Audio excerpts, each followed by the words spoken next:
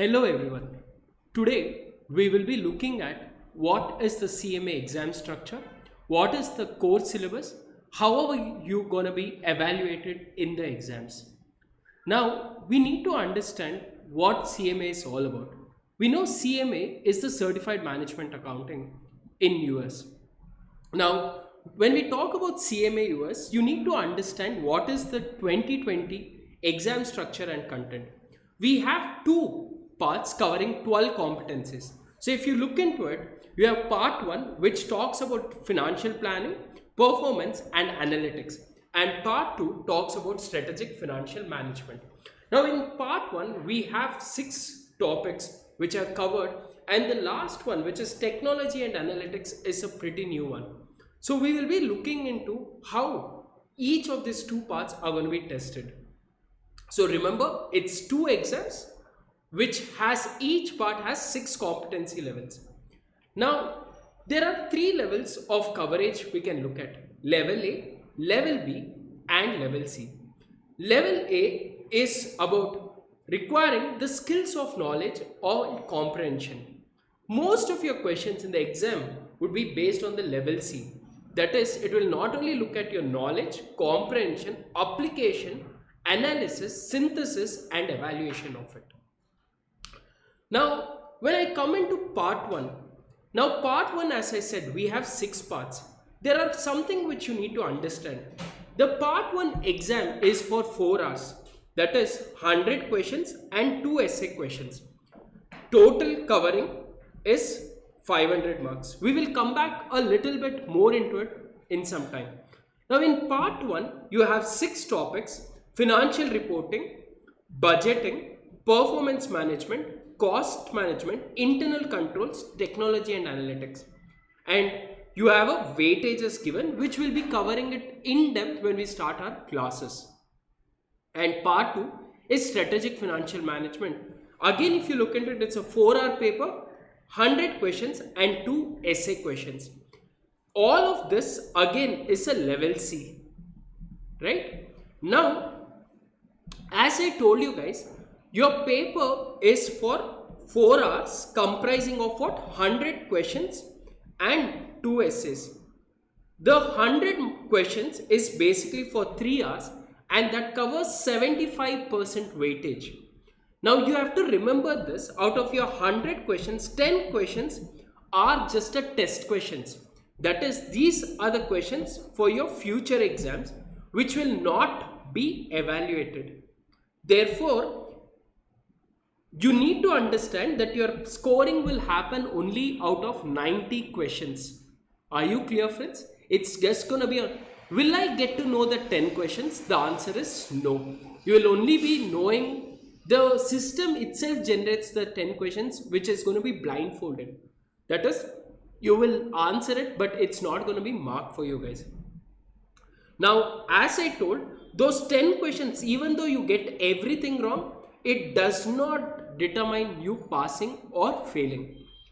Now, the second part of it, when I talk about an MCQ question, you need to remember that all of them have an equal weight.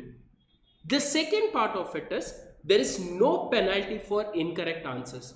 So, tip for you guys: answer every single question.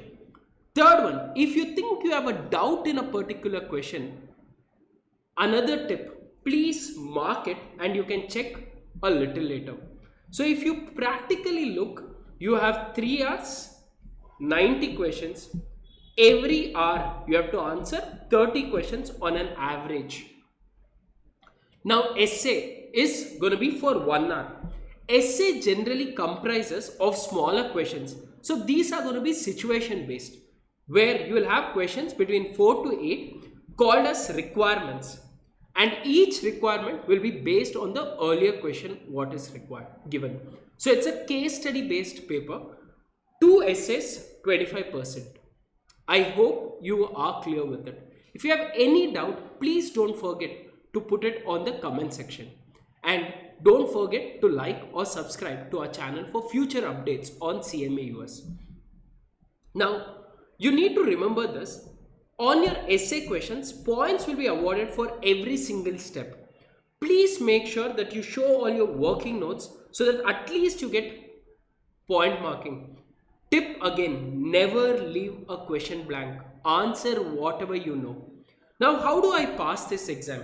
What is the passing criteria?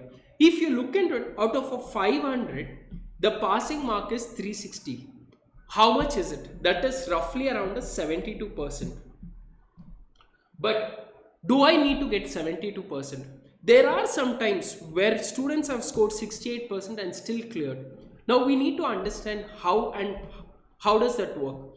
Now, before we go in there, remember this, that if you do not get 50% of your MCQ questions right, that is out of 90 questions, minimum you have to score 45 right.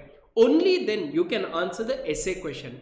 If you are not given an option to write essay question, that clearly means you have not scored 50% of your MCQ questions right. Clear? Minimum you have to score is what? 50 questions, 50% of your questions right. Now, as I told you guys, your exam scores are going to be based on the difficulty of the question. Now, your ranges are from 0 to 500. You need 360 to pass. A candidate with more difficult, if the exam tends to be difficult, don't give up, because even getting a 60% will still become a scale score, and make sure you get 360. Clear? Now, passing percentages. The CMA passing percentage rate is 36.25% for group 1 and 50.5% for group 2. Clear? Now, your exam dates. Your exam testing dates happens in 3 windows: January, Feb, May and June, September and October. And your CMA or score results are mid-March, April, July, August, November and December. So you can pretty much plan to write, instead of trying to burden yourself of writing both the parts at the same time, CMA, make sure that you can write one group at a time. On an average, with a 6 to 9 month schedule, you can finish off. The last part of it, the core competency levels. If you look into the core competency level, we are talking of strategic planning, reporting and controlling, leadership, technology analytics and business acumen. These are the areas which CMA US tests you upon. If you guys have any queries, please don't forget to get in touch with us. We would help you guys in your journey towards your completion of your CMA US.